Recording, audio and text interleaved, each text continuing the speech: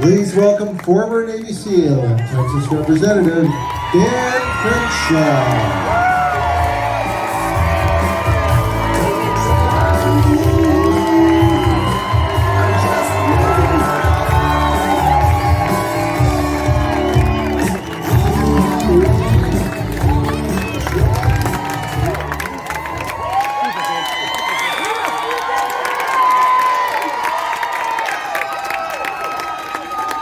This is going to be a fun crowd. Love you guys. What a great day for this. Texas Reloaded! Reloaded, that's right. You guys been having fun?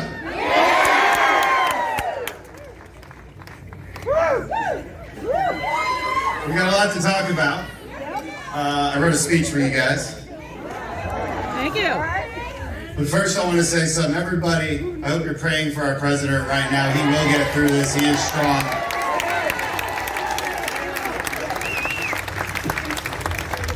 It's been a strange year, to say the least. It started off pretty good. Right? We were taking out some Iranian terrorists. That partisan impeachment failed. We had the best economy in decades. Things got a little strange. Our world became COVID, Tiger King, and toilet paper memes. I'm gonna get to cancel culture. Aunt Jemima got canceled. Paw Patrol got canceled. Even the murder hornets decided to leave because they saw what was going on in Chaz in Portland. And everybody's like, what happened to the murder hornets?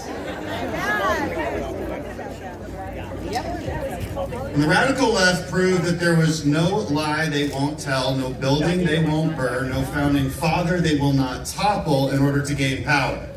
And America finds herself in a hostage situation. The radical left will not let up. It will not stop the violence until they get the power they crave. This is what they mean by no justice, no peace. They don't actually mean justice, they mean power. Yes, they do. They mean if you don't give us power, we won't give you peace. Yep. We will never let them have it.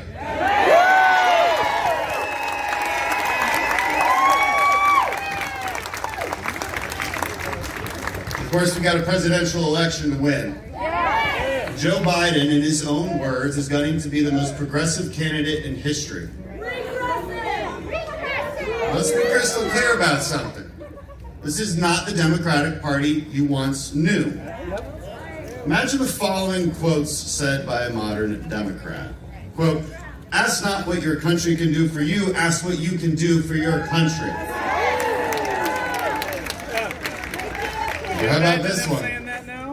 The same revolutionary beliefs for which our forebears fought are still at issue around the globe. The belief that the rights of man come not from the generosity of the state, but from the hand of God.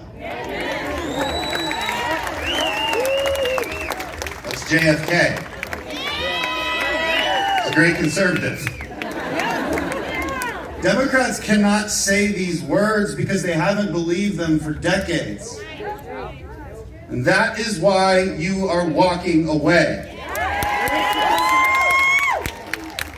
You don't have to take my word for it. You can just listen to what the Democrats are saying. Take them at their word. This is a radical new Democrat party that tramples over liberalism and embraces Marxism. This is a party that cannot say one bad thing about Antifa militants terrorizing our cities, but finds ample time to degrade our own flag and anthem. This is a party that makes excuses for China, encourages rioting, but shuts down your churches. It allows the mob into your neighborhood, but confiscates your guns if you dare to defend yourself. Yeah, that's such bullshit. Over the past few years, I've given a lot of talks about the dangers and origins of socialism. I often point out that the advocates for the radical left attack America herself. The very idea of America is toxic to them. After all, if you're predisposed to see all issues through the lens of oppressors and victims, then it's no surprise that the radicals see America herself as the ultimate oppressor. Their Marxist teachers and Soviet propagandists taught them well. They've been doing it for a long time. But even I could not predict how the movement of anti-Americanism would become so in vogue, so stylish, so casually accepted by large swaths of our society, and ultimately by a major political party. They can never seem to say one good thing about the country that they actually live in. And theirs is the politics of resentment, fear. It's a group power identity politics. It's a vision where all problems must be viewed through the lens of power and oppression. It's an ideology that only survives if it convinces you that everything around you is unjust, in crisis, even evil. Because how else can you actually get someone to believe that in the most prosperous times in American history and world history, that you need a fiery revolution, where we have to tear it all down and start anew? And it's seductive. It's seductive. It makes young people think that there's some secret that they were unaware of. Some secret history of why America is evil that they weren't being told. And it's a seductive ideology for younger, kind-hearted liberals who do desire to fight against injustice. But then the term itself becomes redefined. Justice, according to the woke progressive, comes to mean power over others, as opposed to its true definition, protecting the rights of individuals, our life, our liberty, our property. They say they want to fight inequality, but then they veer towards radicalism again. Instead of being about helping the poor rise up, it becomes about punishing those who are successful. Ultimately, it's just the politics of gaining control. And the quest for power has serious policy consequences, pretty radical ones. Again, we don't need to guess. We can just listen. They talk about it. When Democrats say they want to defund the police, I take them at their word.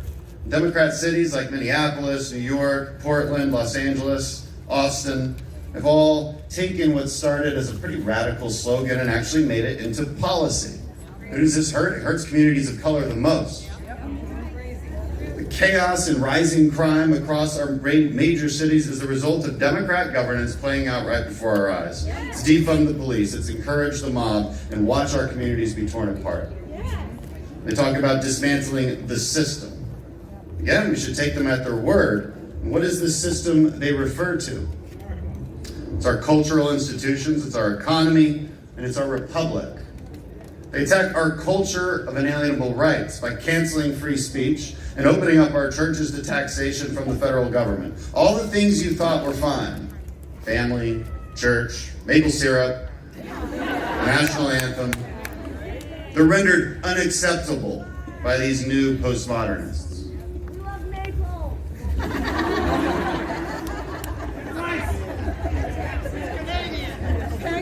All right, I don't want to start a fight about maple syrup, guys. I'm saying like there's like Vermont and Canadian. It's not the point. They want to.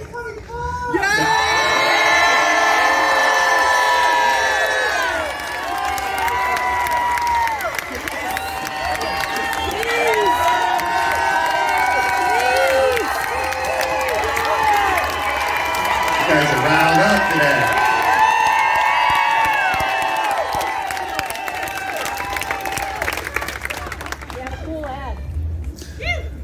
The Democrats want to raise middle-class taxes.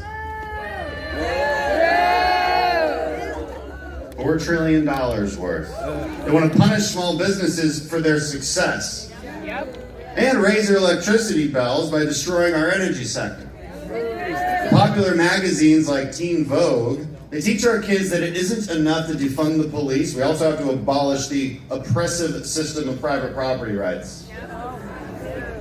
Again, we just listen to them. Listen to what they say. They want to remove the foundations of our republic by packing the Supreme Court, making D.C. a state, abolishing the Electoral College, eliminating the filibuster. They stand for pure majoritarian rule. 51% of the population telling the other 49% what to do. That's not unity, that's divisiveness. Yes. It's tyranny of the majority. Our founders knew better. Yes. And what's on the other side of this revolution that they want so bad? This resistance they're always talking about. A It's chaos. Yep.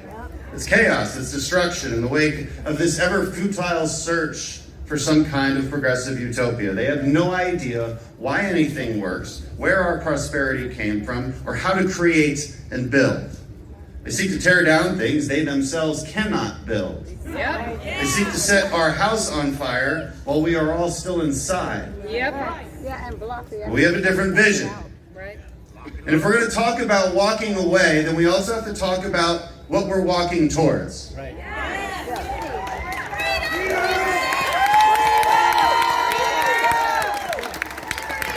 You don't have to look far to find it.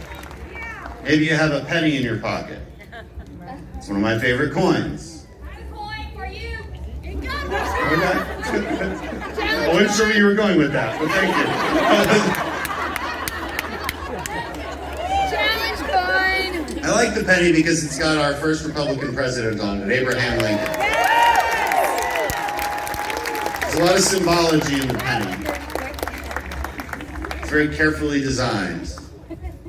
The Republican president should remind us that Republicans have always been on the right side of history. Yes. We were the ones that fought against slavery. We were the ones that freed jailed journalists after Woodrow Wilson's regime jailed them. We were the ones that overwhelmingly voted for the Civil Rights Act, while Democrats were split. Republicans have always been on the right side of history. We should be on offense, not defense.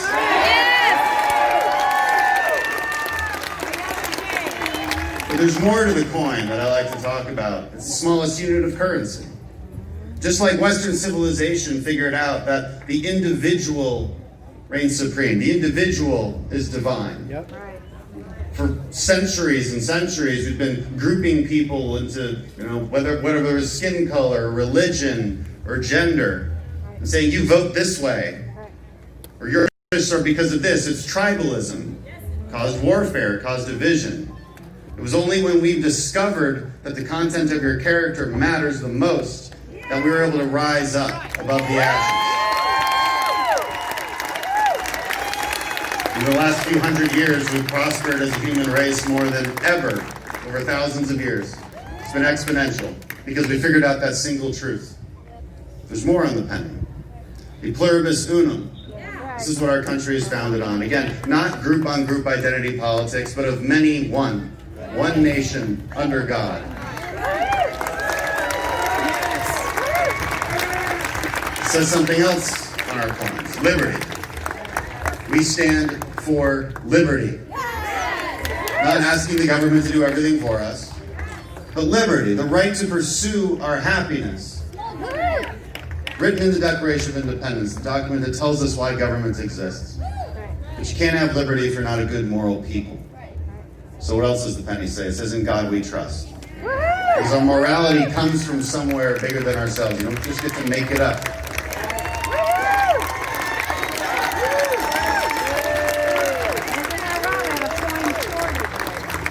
Conservatism is gratitude. Yep. It's gratitude for the things that work. Our culture, economics, and political structure. American culture means something. We're personally responsible. We're mentally tough. We believe virtue is not an opinion, but comes from God. We have a culture of rights, where free speech must be protected, not questioned. We believe liberty is non-negotiable. The false premises from clever politicians will not trick us into trading our freedom for a false sense of security. We believe in nationhood and the culture of Americanism, where we stand for the flag. We throw a parade on the 4th of July. You speak up at your local town hall. You gather at the National Mall. You learn the history of Old Glory and eat a hot dog at a ball game. Americanism means something. And we stand for an economic system that gives everybody the best possible chance at success. We protect personal property, intellectual property, make it easier to start your business, not harder. And as the Democrats have transformed, so have we. We're now the party of the American worker, of American prosperity.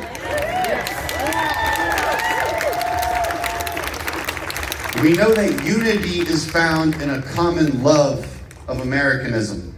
not enforcing each other to live under the rules of a slim majority.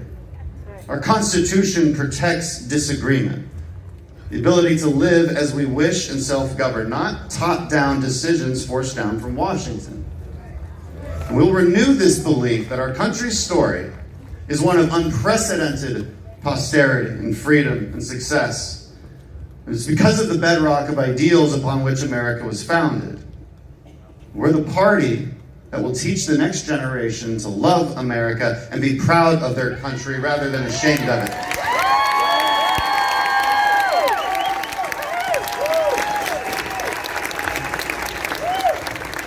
So this is our job, it's our duty. It's our God-given right.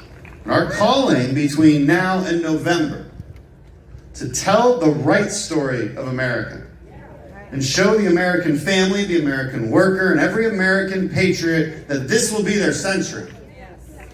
We will not be bullied into submission by radical revolutionaries. We will not cede our leadership role to the Chinese. We will not tear our country apart out of some misplaced guilt. That's not what a strong people do. And a strong people we are.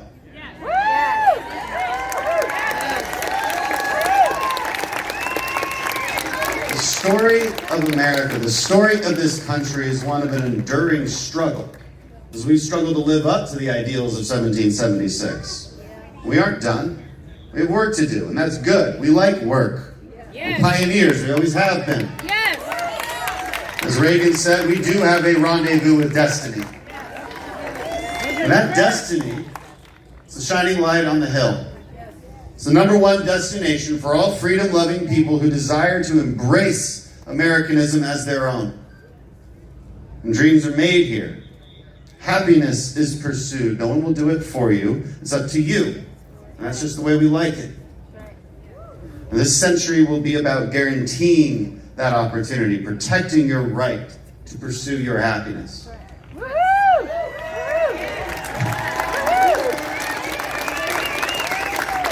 I'll tell you what, it's impossible not to be proud of this country. It's impossible not to love it. It's impossible not to believe in it. Many try. Many try to tear it down from within, but it doesn't matter. Because there's too many of us who will fight and who love this place. We know a certain truth. And that truth is this country is built on the greatest ideas the world has ever known. Since the rise of America as a world power, human prosperity has flourished. It was America that led to the defeat of Nazi Germany and Imperial Japan. It was America that rebuilt a war-torn Europe and Asia. It is America that has underwritten global security for free trade and commerce. It is America that has led the world in innovation. From energy to advanced computing to the internet. We shared that technology with the world. It is American innovation that put a man on the moon, pioneered manned flight, led to healthcare breakthroughs like the first organ transplant, the MRI, the human genome map. It was America's unwavering defense of freedom and human rights that prevented the scourge of communism from becoming a global power.